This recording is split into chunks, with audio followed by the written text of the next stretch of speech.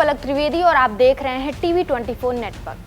बागेश्वर धाम के बाबा पंडित धीरेन्द्र शास्त्री बिहार पहुंचे हैं, जहां उनका नेता अवतार देखने को मिल रहा है। बता दें कि राज्य में इस साल विधानसभा चुनाव होने वाले हैं। इस चुनाव को लेकर सभी दलों ने जोरों की तैयारियां शुरू कर दी है। उनके इस दौरे से कई राजनीतिक कयास लगाए जा रहे हैं। कहा जा रहा है कि वो बीजेपी का चुनाव प्रचार प्रसार करने के लिए बिहार पहुंचे हैं, लेकिन उन्होंने अपने बयानों में साफ कर दिया है कि वे किसी पार्टी के लिए नहीं आए, ना ही वो किसी के लिए वोट मांगने आते। वो सिर्फ हिंदुओं के अलग को जगाने आते हैं। बिहार का श्री राम जानकी मठ इन दिनों आस्था का केंद्र बना हुआ, क्योंकि वहां पर बागेश्वर धाम के बाबा धीरेन्द्र शास्त्री पहुंचे हैं।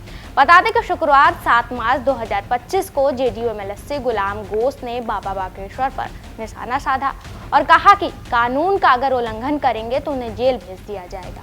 यहाँ नीतीश का राज चलता है। पहले भी कई बाबाओं को जेल भेजा गया है। अधिकतर बाबा धर्म कर्म की बजाय राजनीतिक में रुचि ले रहे हैं, गलत बातें फैला रहे हैं, लोगों को भड़का रहे हैं।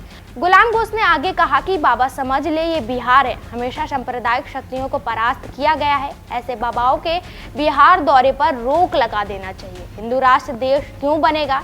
यहाँ सभी धर्म के लोग रहते हैं, जैसे प्रधानमंत्री नरेंद्र मोदी, राष्ट्रपति, मुख्यमंत्री और गृह मंत्री, सभी लोग हिंदू हैं।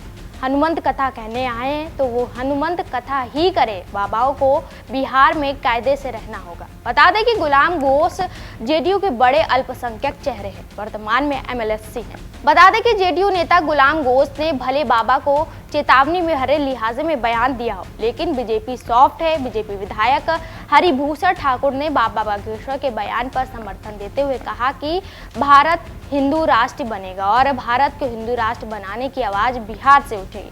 अब सवाल उठ रहा है कि आरजेडी की तरफ से ये सहयोग है या बीजेपी की तरफ से ध्रुवीकरण का प्रयोग। बिहार में चुनाव से पहले धर्म के नाम पर जमीन पर धुआंधार वोटिंग हो रही है। गोपालगंज में बाबा बागेश्वर है, पटना में श्री रविशंकर सत्संग है, बिहार में मौजूदा आरएसएस प्रमुख मोहन भागवत भी मौजूद हैं। वहीं आज बागेश्वर धाम के बाबा पंडित धीरेन्द्र शास्त्री के हनुमंत कथा में महादिव्य दरबार लगेगा। रामनगर स्थित राम जानकी मठ में दिव्य दरबार को लेकर यूपी, बिहार के अलावा नेपाल से बड़ी संख्या में श्रद्धालु पहुंचे हुए हैं। शुक्रवार की रात में कथा स्थल पर ही काफी संख्या में श्रद्धालुओं की भीड़ रही है। श्रद्धालुओं ने कहा कि आज के युवा पीढ़ी को हनुमंत कथा से सीख लेनी चाहिए कि अपने माता पिता का ध्यान कैसे रखना चाहिए। ये प्रेरणा धीरेन्द्र शास्त्री की कथा से लेनी चाहिए।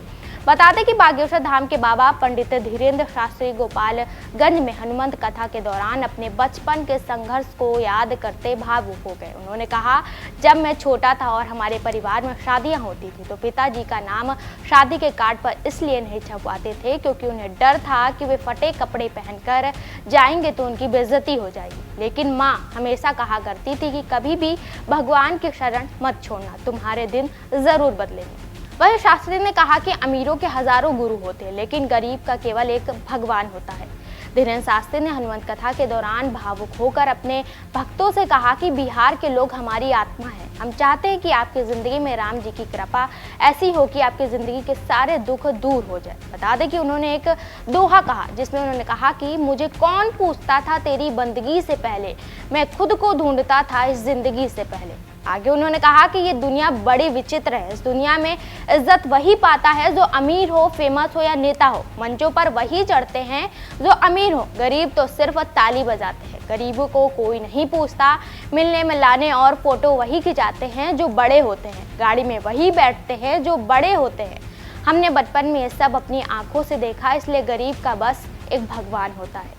वहीं धीरेन्द्र शास्त्री ने आगे कहा कि छोटे से गांव में दीनहीनता में जन्मे एक साधारण व्यक्ति की अगर राम जी अपनी कृपा से बोलने के लायक समझते हैं तो आप लोग भी बाला बागेश्वर का चरण पकड़ लेना चाहिए। आपकी जिंदगी में भी 4 चांद लग जाएंगे। वहीं आपको बताते चले कि ये तीसरी हनुमंत कथा है जो धीरेन्द्र शास्त्री बिहार में कर रहे हैं, लेकिन पहली बार गोपालगंज के मंच से उन्होंने हनुमंत कथा के दौरान अपनी आंखों में आंसू लाए और भावुक होकर अपने बचपन की उन सच्चाइयों को भक्तों के सामने साझा किया जो उन्होंने दिल में सजो कर रखी थी। फिलहाल के लिए इतना ही। ऐसी ताज़ा जानकारी और खबरों के लिए हमारे साथ जुड़े रहिए और देखते रहिए टीवी 24 नेटवर्क।